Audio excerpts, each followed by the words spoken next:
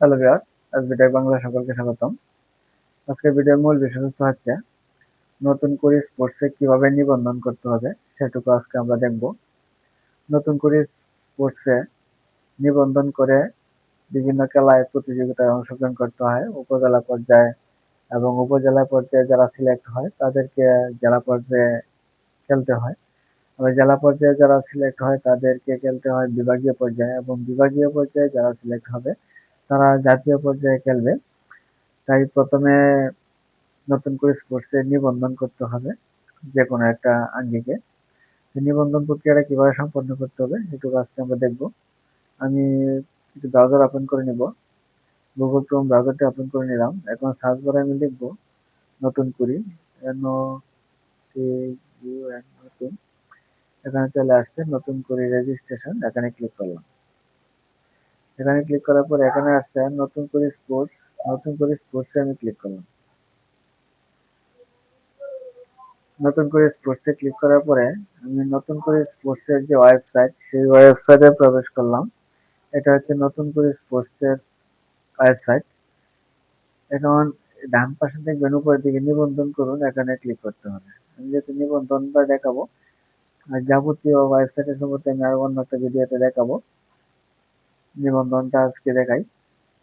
খেলার সময়সূচি, কবে খেলা শুরু হবে, কি আছে বিষয়, আবেদনের অবস্থা, সার্টিফিকেট, খেলার সময়সূচি, আবেদনের অবস্থা, তারপরে এখানে যোগাযোগ নির্দেশিকা, এগুলো সম্পর্কে পরবর্তী একটা ভিডিওতে দেখাবো। আজকে নিবন্ধন কিভাবে করতে হয় সেটুকু দেখি। এখানে রয়েছে নিবন্ধন করুন, এখানে ক্লিক করলাম। এখানে ক্লিক করার পরে এখানে কিন্তু অংশগ্রহণের বয়স সীমা দেওয়া আছে, আপনারা পরে নেবেন।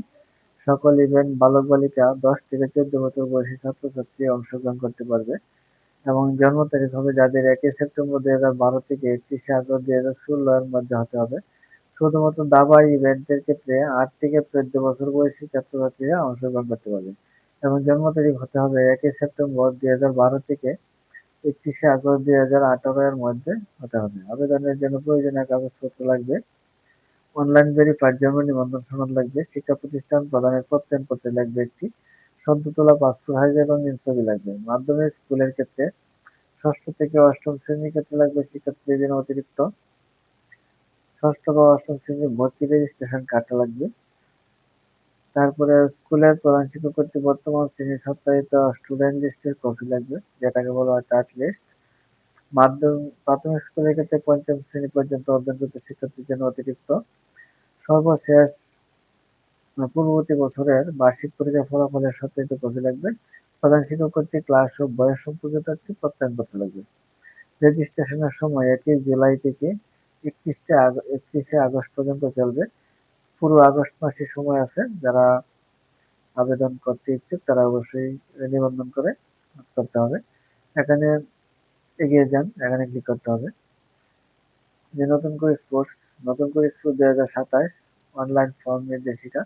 অনলাইন ফর্ম নির্দেশিকা কিভাবে এখানে নিবন্ধন করতে হবে, কিভাবে অংশগ্রহণ করতে হবে নির্দেশিকা দেওয়া আছে, আপনারা দেখে নেবেন। এখানে আছে খেলোয়াড়ের নাম বাংলায়। নির্দেশিকা না দেখলে চলবে যদি আমার ভিডিওটা স্টেপ বাই স্টেপ না টেনে সবটুকু দেখেন। এখানে খেলোয়াড়ের নাম বাংলায় লিখবেন, ফুল নেম ইংলিশে লিখবেন। এখানে আমার এখানে ফুল নেম ইংলিশে লেখার পরে জন্ম নিবন্ধন নাম্বারটা সঠিকভাবে বসাতে হবে। তারপরে এখানে জন্ম তারিখটা সিলেক্ট করে দিতে হবে, বছর, মাস, দিন সিলেক্ট করে দিবেন, লিঙ্গটা সিলেক্ট করে দিবেন। পিতার নাম লিখতে হবে, মাতার নাম লিখতে হবে। এখানে বাংলায় লিখলে চলবে, ইংলিশে লিখলে চলবে। যদি ইংলিশে বলেন তো বাংলায় লিখবেন আপনারা। অভিভাবকের নামটা লিখতে হবে, পিতা হলে পিতা, মাতা হলে মাতা, অভিভাবকের তথ্য। অভিভাবকের এনআইডি কার্ডটা দিবেন, এখানে এনআইডি নাম্বারটা, মোবাইল নাম্বারটা দিবেন। এখানে ছবি আপলোড করতে হবে 1 কপি, আগে স্ক্যান করে কাগজপত্র, ছবি, আইডি কার্ড, পিতামাতার আইডি কার্ড, এগুলো স্ক্যান করে আগে রাখতে হবে। ছবিটা দেওয়ার পরে এখানে শিক্ষা প্রতিষ্ঠানের নামটা উল্লেখ করতে হবে, শিক্ষা প্রতিষ্ঠানের নামটা লিখে দিবেন। তারপরে শ্রেণী, কোন শ্রেণীতে অধ্যয়নরত সেটা উল্লেখ করতে হবে। রোল নম্বরটা দিতে হবে, লিখে এখানে লিখে দিবেন রোল নম্বর। তারপরে জন্ম নিবন্ধন নম্বরটা, জন্ম নিবন্ধন যে সার্টিফিকেটটা, এটা এখানে আপলোড করতে হবে। অভিভাবকের এনআইডি আপলোড করতে হবে, শিক্ষা প্রতিষ্ঠানের প্রত্যয়নপত্র আপলোড করতে হবে। ষষ্ঠ বা অষ্টম শ্রেণীর ক্ষেত্রে রেজিস্ট্রেশন কার্ড, পঞ্চম শ্রেণীর ক্ষেত্রে শিক্ষার্থীদের ক্ষেত্রে পূর্ববর্তী বছরের বার্ষিক পরীক্ষার ফলাফলের কপি এখানে আপলোড করতে হবে।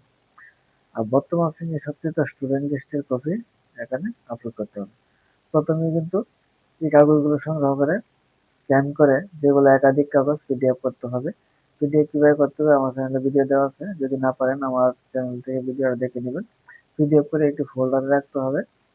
ফোল্ডারে রেখে সোর্স ফাইলে ক্লিক করলেই কিন্তু কোথায় কাগজটা আছে সেটা ফোল্ডারটা দেখিয়ে ওপেনে ক্লিক করলেই কিন্তু আপলোড হয়ে যাবে। প্রত্যেকটা কিন্তু একইভাবে আপলোড করতে হবে। তারপরে হচ্ছে বিভাগ, স্থায়ী ঠিকানা। এখানে আপনার স্থায়ী ঠিকানা সিলেক্ট করবেন, জেলা সিলেক্ট করবেন, তারপর উপজেলা সিলেক্ট করবেন, ইউনিয়ন সিলেক্ট করবেন। যদি খেলার স্থান এবং স্থায়ী ঠিকানা একই হয় তাহলে এখানে রাইট চিহ্ন দিবেন। রাইট চিহ্ন দিলে কিন্তু অটোমেটিক এগুলো এসে যাবে। যদি অন্যত্র হয় তাহলে এটা আবার সিলেক্ট করে দিতে হবে। এগুলা সেম ভাবে বিভাগ সিলেক্ট করবেন, জেলা সিলেক্ট করবেন, উপজেলা সিলেক্ট করবেন, ইউনিয়ন সিলেক্ট করবেন। তারপরে স্ক্রল করে নিচে যাবেন, এখানে আছে ইভেন্ট 1, ইভেন্ট 2 ঐচ্ছিক, ক্রীড়া ইভেন্ট নির্বাচন। এখানে আপনি এখানে আঙ্গিক আছে 10টা। Football, cricket, kabaddi, athletics, badminton, দাবা, মার্শাল আর্ট, সাঁতার, ভলিবল, টেনিস। যে কোনো একটা দিতে হবে। আমি যদি ফুটবল দিই, এখানে ইভেন্ট দ্বিতীয়, আপনি 2টা ইভেন্টে অংশগ্রহণ করতে পারবেন। এখন আরেকটা দিয়ে দিবেন, আমি সাঁতার দিয়ে দিলাম। সাঁতার আবার বলতেছে 50 মিটার মুক্ত সাঁতার, 50 মিটার স্থির সাঁতার, যেটা আপনার পছন্দ সেটাই সিলেক্ট করে দিবেন। তাহলে 2টা ইভেন্টে কিন্তু অংশগ্রহণ করা যাবে। অনেকেই বলে যে কয়টা ইভেন্টে অংশগ্রহণ করা যায়, তো আজকে দেখলাম 2টা ইভেন্টে অংশগ্রহণ করা যাবে, এর বেশি করা যাবে না, একটাও করা যাবে। এটা হলো মূল ইভেন্ট 1, ইভেন্ট 2 ঐচ্ছিক। তারপরে 2টা ইভেন্টে অংশগ্রহণ করার পরে এখানে আবেদন জমা দিন এবং সংরক্ষণ করুন ক্লিক করে দিবেন। এখানে আবেদন জমা দিন এবং সংরক্ষণে ক্লিক করলেই কিন্তু আবেদনটা চলে যাবে, মানে যে নিবন্ধনের কাজ শেষ। এভাবে কিন্তু সাধারণত নিবন্ধনটা করতে হয়। তার পরবর্তীতে আবেদন যা করছেন সেটা অবস্থাটা এখান থেকে জানতে পারবেন, এখানে ক্লিক করে জানতে পারবেন। হ্যালো ভিউয়ার্স, আজকে ভিডিওটা পর্যন্ত ছিল।